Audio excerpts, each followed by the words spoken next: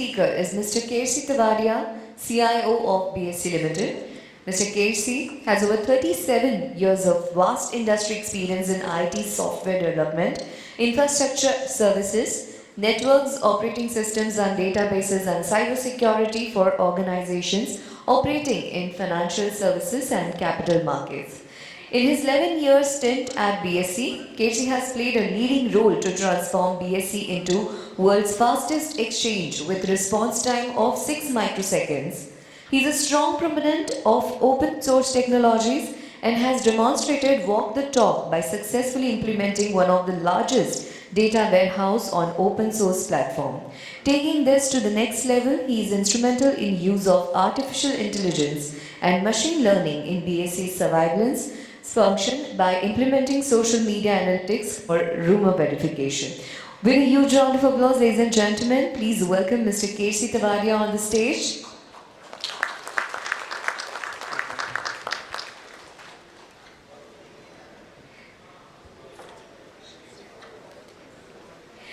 So before we start with the talk, ladies and gentlemen, we have received few queries which are asked by the attendees. So sir, I have the questions with me. I will request you to answer the questions and then we can proceed with your talk. So here is your, you already have the mic. So the first question, sir, is how are you setting clear objectives of digitization of your business? See, basically, I have always believed to keep things very simple in life and not to get carried by too many jargons. So we always talk about know your customers and all. So any strategy that you are doing, we follow that know your customer is your internal customer.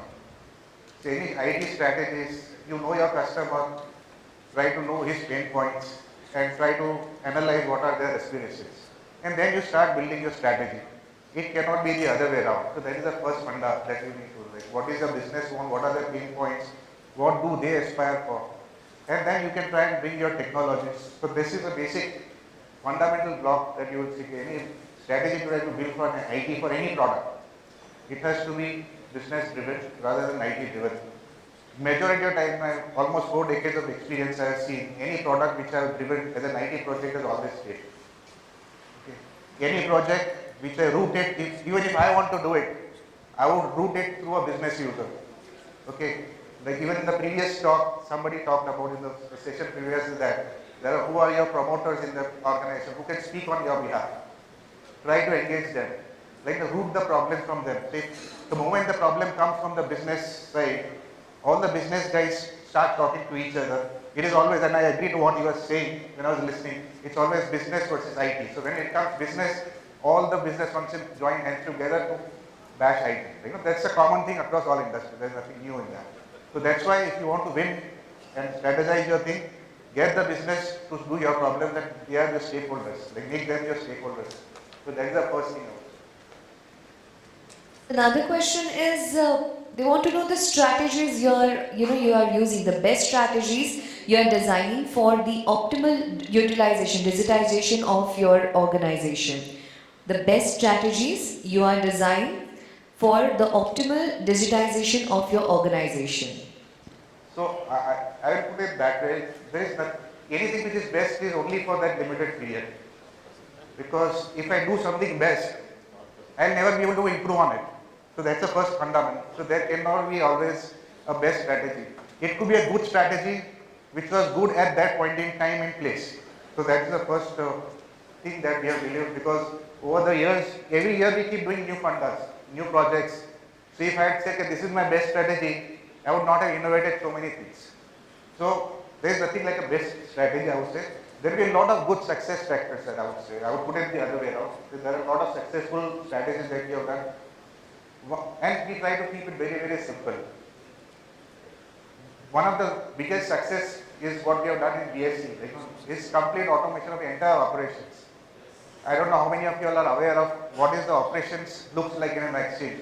To a lot many people, operations would be like 3-4 people sitting and starting few applications and they have trading engine starts. The exchange ecosystem itself is collective of at least 60 to 70 applications that you are running.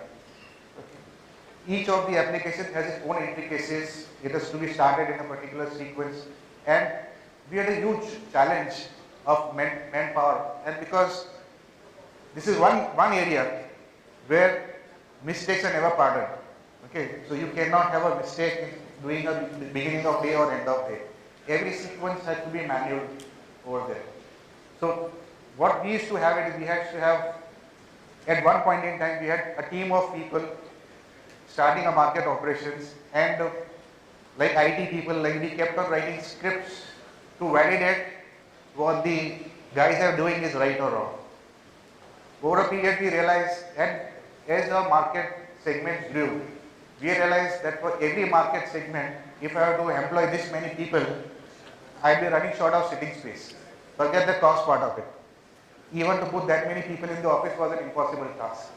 And the kind of operation. That is why we started looking at the automating the entire operations. That operations strategy which we thought through took us at least, I would say, 2 years to finish that project. So it's not a, like I said, there are too many complications, too many things to be done.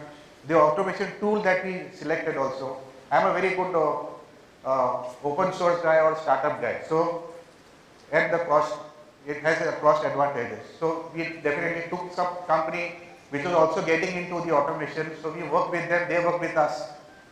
So it was a journey that we put together.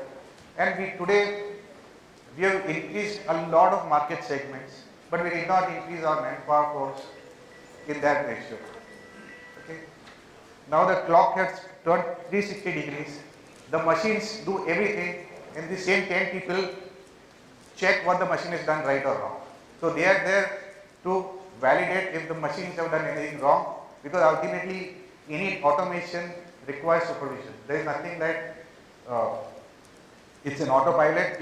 If you sit in an aircraft, you always say still the pilot, everything is there, still he takes out a book, small book. I don't know how many you have seen a pilot in a cockpit, he takes out and puts a check mark and checks the thing. So there is a similar kind of work that we also do. Everything is fully automated. Okay, but the people who are sitting to see that every process is done or not, and they put tick mark. So this is, I would say, one of the key well done project. I would not say one of the only, it's one of the very well done project, because every application, like I said, it takes time because you have to mature, and the biggest challenge is because the applications change so fast. See, it's unlike a banking industry or a manufacturing industry where your processes don't change every month. Here the way, the kind of market dynamics are changing, the customer requests which come, our applications change almost every month. So imagine training that guys to do how to do an operation, how to change an application. It will be totally a nightmare.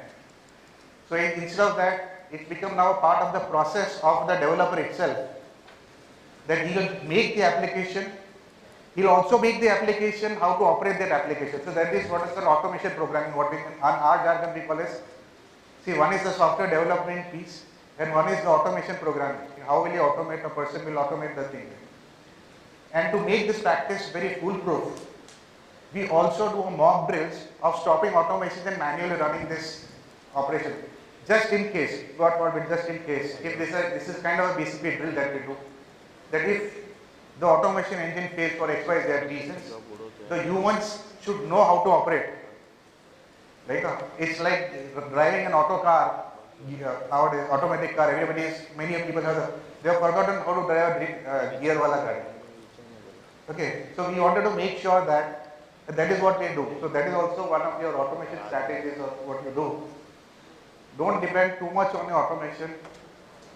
Keep this in mind that automation will always fail someday, and you have to be prepared for that. So that is one of the. So the next question is, having a cohesive change management strategy in place to accommodate the technology changes. We would like to know your views on that. This is one of the most crucial, I think it's common to everybody. Even the previous speaker spoke, I was quoting so many things that are common that we spoke about. Change management, by and large, people are always mixing the change management to a software or a hardware application change management. That if you are changing an application, you need the sign off of a QA, security, network, falana, Like you take 50 sign-offs and then you say, okay, fine, this is my change management cycle. That is the most incomplete, I would say, the change management cycle. This is only a final goal. It's a compliance and not a change management. So there is a difference between a change management and compliance. What people call is change management, I personally call this is more of a compliance factor, that you need to take 50 sign-offs before you make a change. For us, the change management is get the stakeholders accept what you are going to change. They should be aware of how you are going to manage that change. What if something goes wrong when the change does not work as expected? These things are very, very crucial, because many a time you have seen that we have this change management, or we call it CAB in ours, change approval board or something, where so many people are there in the committee meetings and those things happen. But the cohesive change management is something like, you do not know the implication of a change in application A, you don't know the dependencies that were there in so many other applications. Some strange application which never was working, or it was a freak application, not so critical application, because always dependent on some application which you change. People never realized, and this is a critical example of a large organization where you have legacy systems.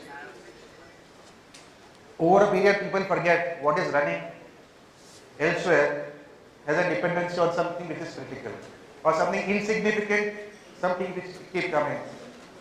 In my own personal experience, I would say, like one of the times I had asked one of the functions, and one fine day suddenly in the evening he told us, okay, some feeds are not coming. It has stopped coming today. So when I was quite new in BSc at that point in time, and I asked, okay, fine, where is it coming from?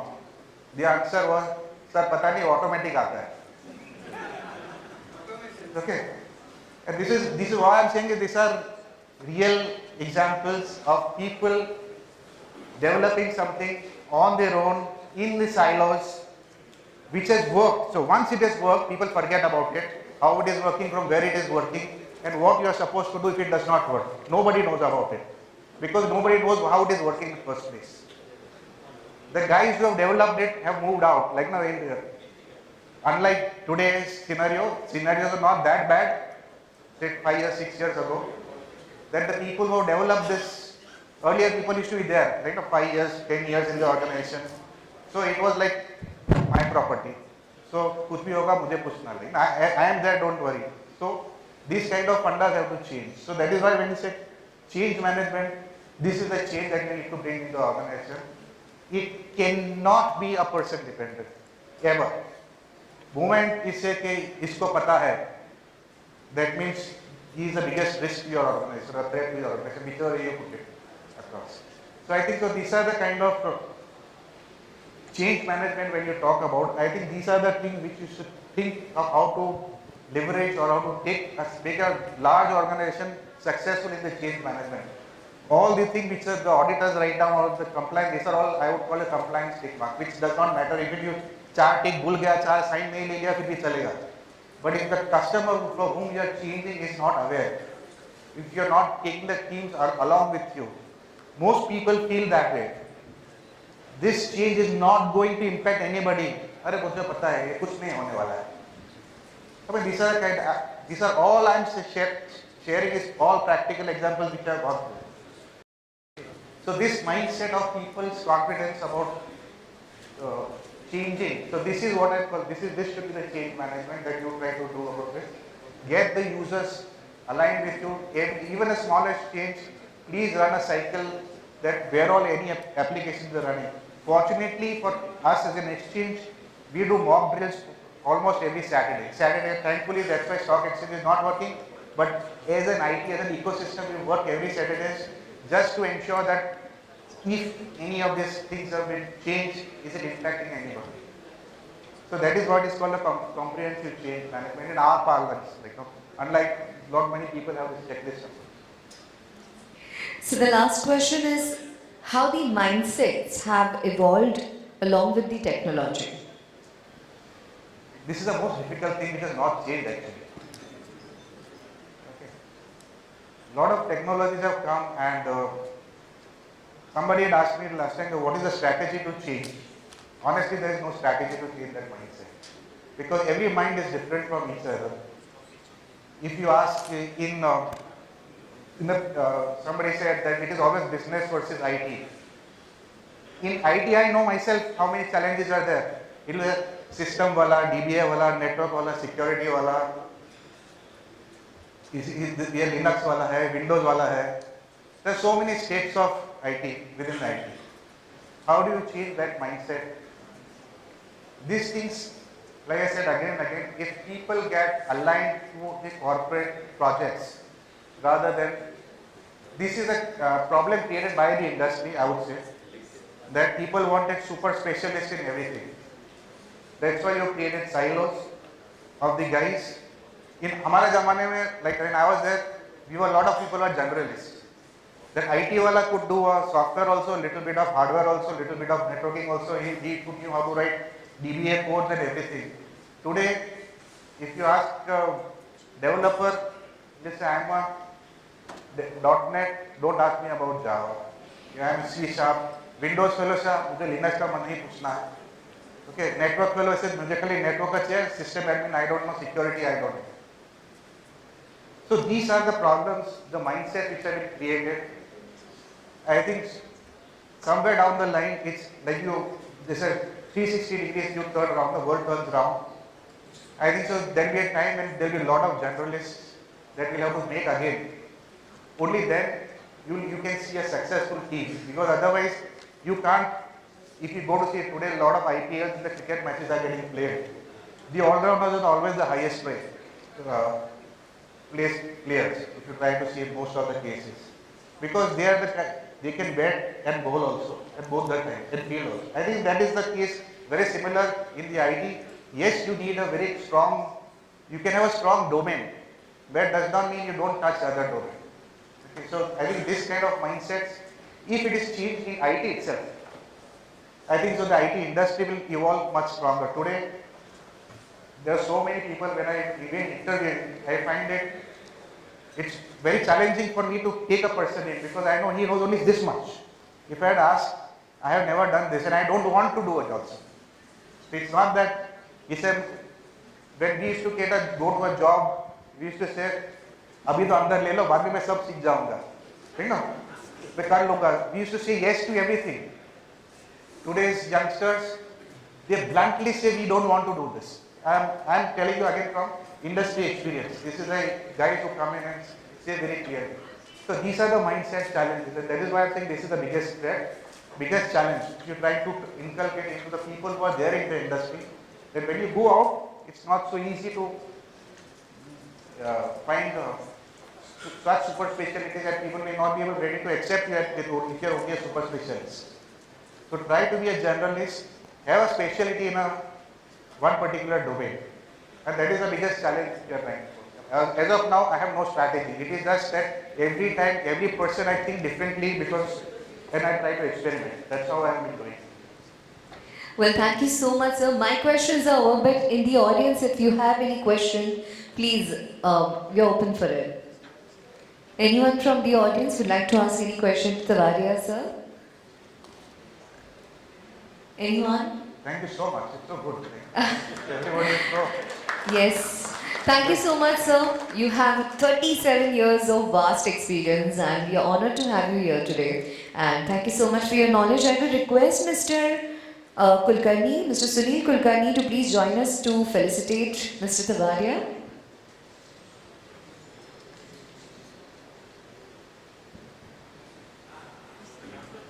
Can we have a huge round of applause for Mr. Kersi Tavadia?